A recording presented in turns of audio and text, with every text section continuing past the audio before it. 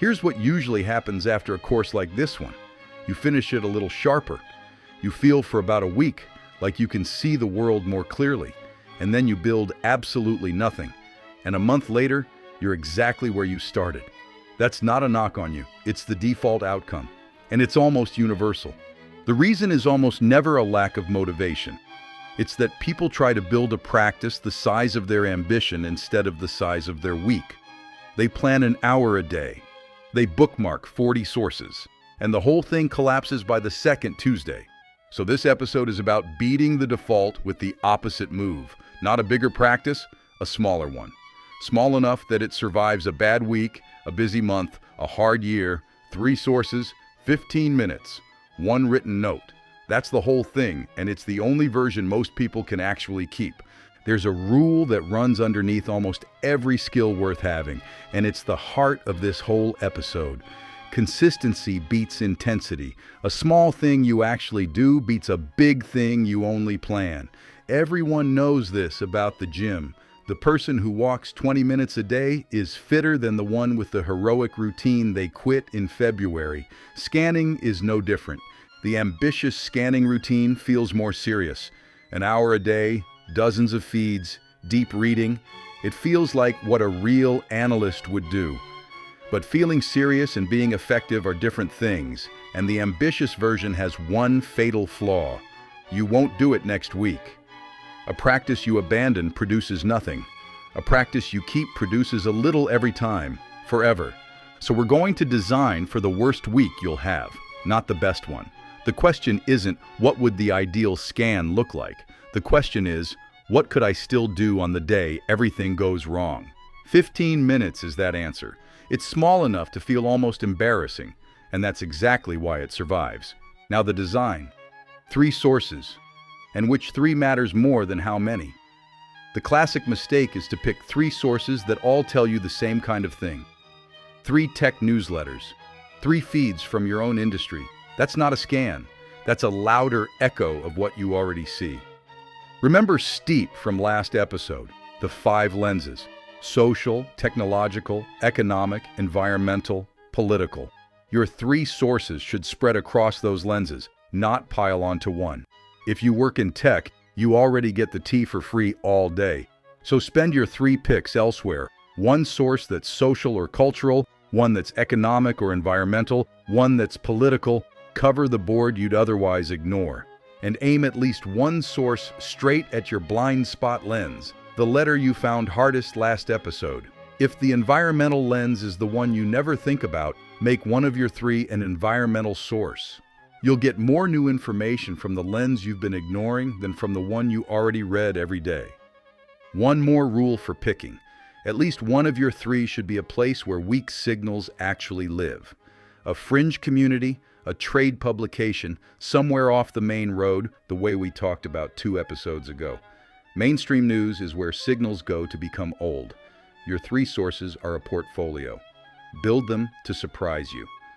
Here's what you actually do in the 15 minutes, and it's probably less than you think. You are not reading. Reading is how the 15 minutes becomes 90 and then becomes never again. You're skimming.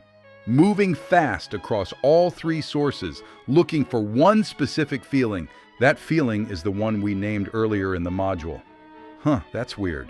You're hunting anomalies, not consuming content. Most of what you skim past is noise, and you let it go without guilt.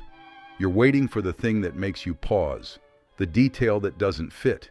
When you feel it, you stop skimming and you write. And then the most important rule of all, when the timer ends, you stop. 15 minutes, hard stop, even mid-source. The time box isn't a limitation you tolerate. It's the engine that makes the whole thing work. It forces you to scan instead of sync. It keeps the practice small enough to repeat. Set a literal timer. When it rings, you're done, and you've still got a whole week before the next one. The output of all this is 1 note a week. Not a report, not an essay. 1 note. If you found nothing worth writing this week, that's a legitimate result.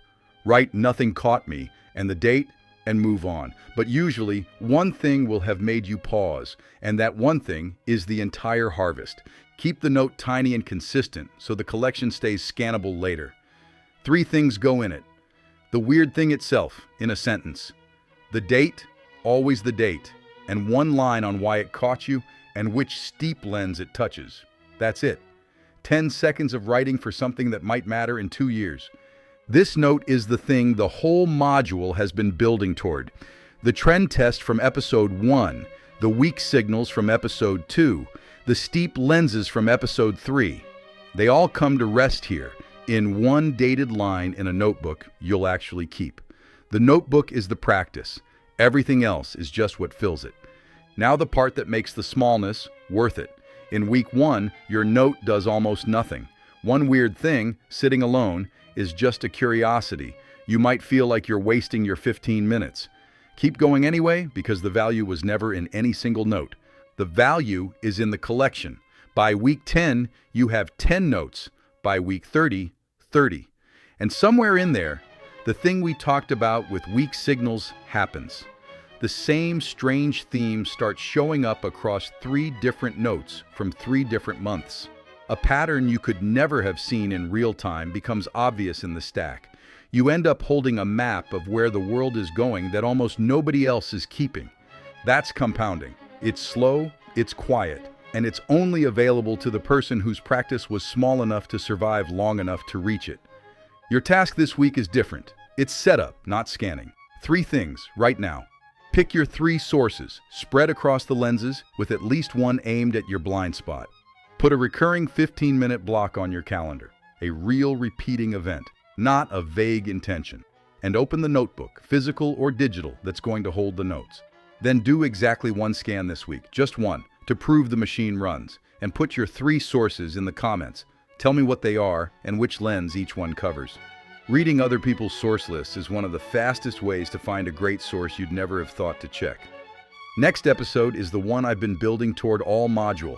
I stopped telling you how to scan and actually do one in front of you, start to finish, 3 sources, 15 minutes, 1 note on a real question. Where's the next coffee shop coming from?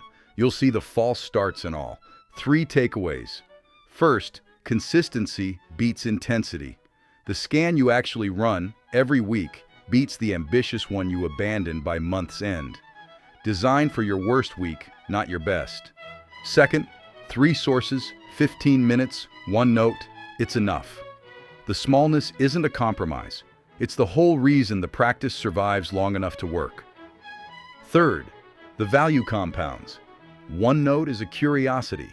30 notes is a map of the future that almost no one else is holding.